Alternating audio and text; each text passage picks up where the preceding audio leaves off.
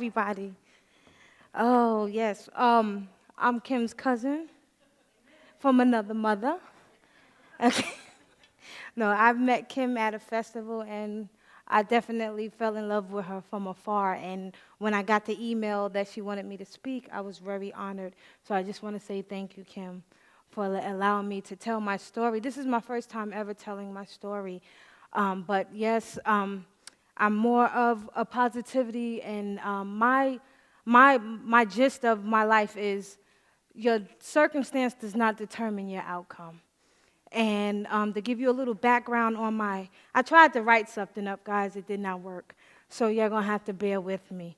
The gist of my background is I was born to a drug addict and jailbird. So me and my twin sister was left in the hospital. And one of the family members, my uncle, he came. And he's a paraplegic, and he had just got shot.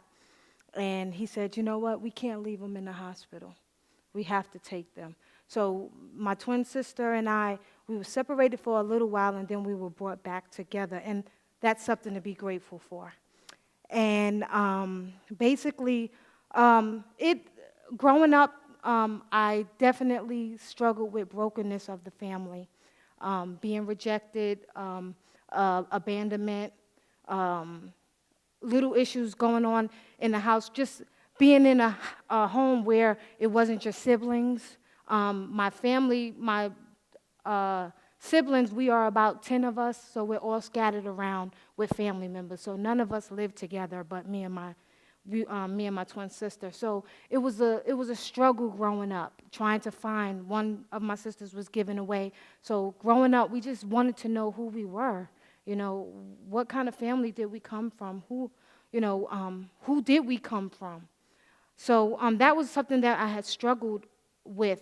And I ended up growing up, I was doing good in school, and basically I went to college, and I basically fell in love with this older senior guy, and he broke my heart. So therefore, I just was like, I couldn't take it. I was going to die. I was like, oh my God. So we ended up breaking up, and I moved to North Carolina with one of my sisters. I would say cousins, but I say she's my sister because we grew up as sisters. And that confused me a lot too growing up, because I didn't know if I should say birth parents or if I should say parents that raised me. So it was just a lot of confusion growing up. And basically, I had a kid out of wedlock. I became a young mom, and I have a teenager who is 15 years old. And basically, I just had these little in and out jobs, working at the supermarket, stuff like that. And I always had a minimum paid job, so I was financially crunched, just trying to make it in the world. And my biggest story is suffering from homelessness. But throughout the homelessness, like, I'm living in a transitional home, and instead of me wallowing in my circumstance, God had blessed me to feel like, well, what am I doing here? Why am I here? And I've seen so many people come in broken. Basically, they were suffering from addiction, some of them. Some was suffering from loss. Some was suffering from, and this was a big one when I looked, it was relational pain.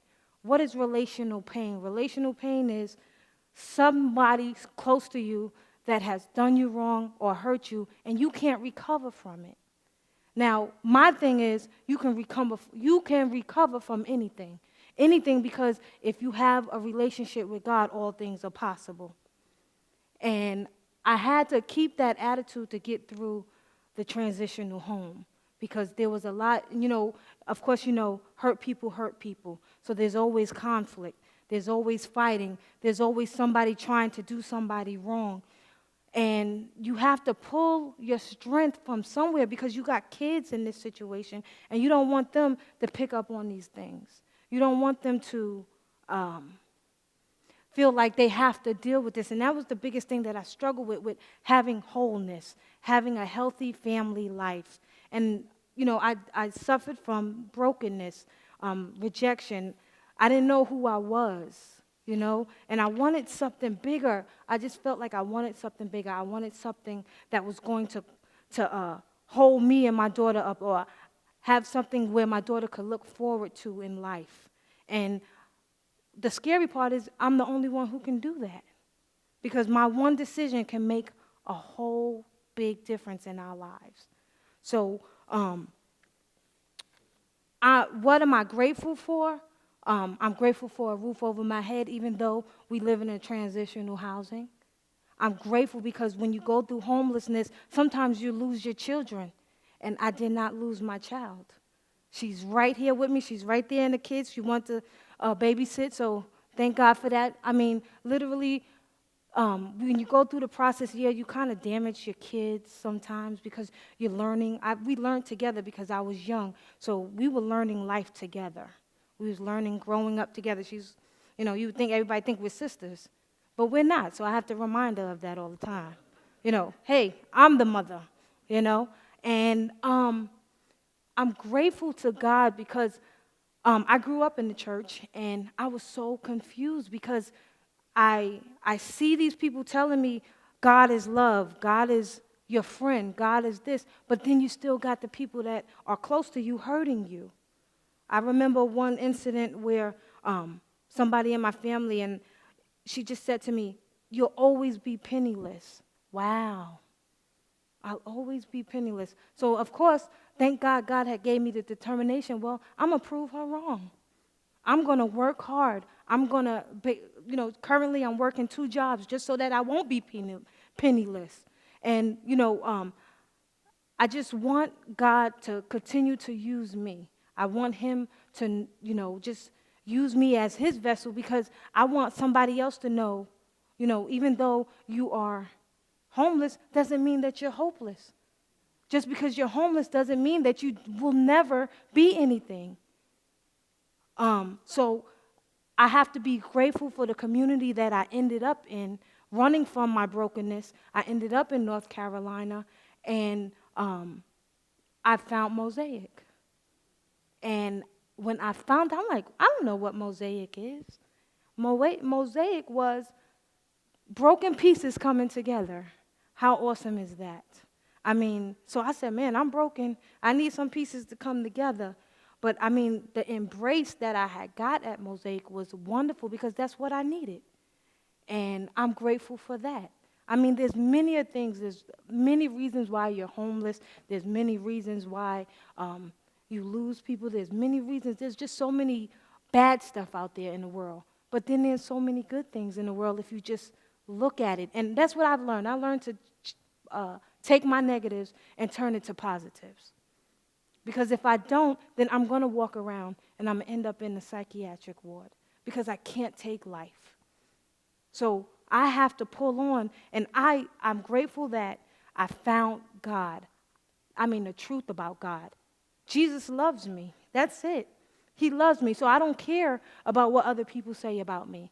I don't care about the process that I have to get to go there.